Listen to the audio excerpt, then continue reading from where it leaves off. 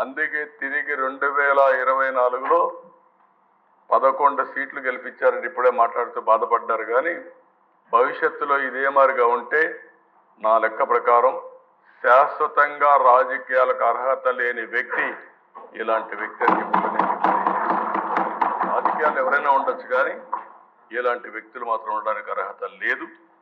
అందుకే మీరు చూస్తే ప్రశ్నిస్తే కేసులు, హౌస్ అరెస్ట్, పార్టీ కార్యాలయాలపైన దాడి నేను చాలాసార్లు చూశాను.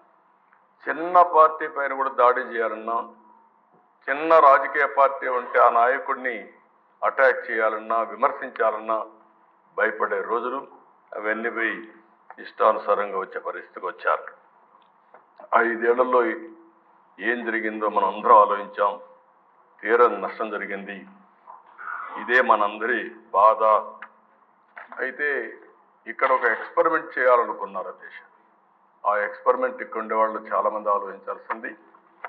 పులివెందుల్లో ఇప్పుడు కూడా వీళ్ళు ప్రజలు ఓటేసి గెలవలేదు. ఆ విషయం మనం గుర్తుపెట్టుకోవాలి. Over a period of time పులివెందుల్లో ఎవరైనా కానీ వేరే పార్టీలకు ఓటేస్తే వాళ్ళు అక్కడ బతకరు. ఎన్నికలైన తర్వాత కక్ష తెచ్చుకునే పరిస్థితి వస్తారు.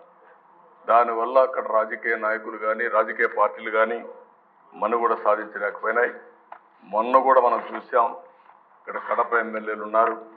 పాత కడప జిల్లాలో అధ్యక్ష 9 అసెంబ్లీ సీట్లకు 7 అసెంబ్లీ సీట్లు గెలిపించారంటే అది ప్రజల్లో ఉండే మార్పు, అదే వాళ్ళు ఇచ్చినటువంటి తీర్పు కూడా.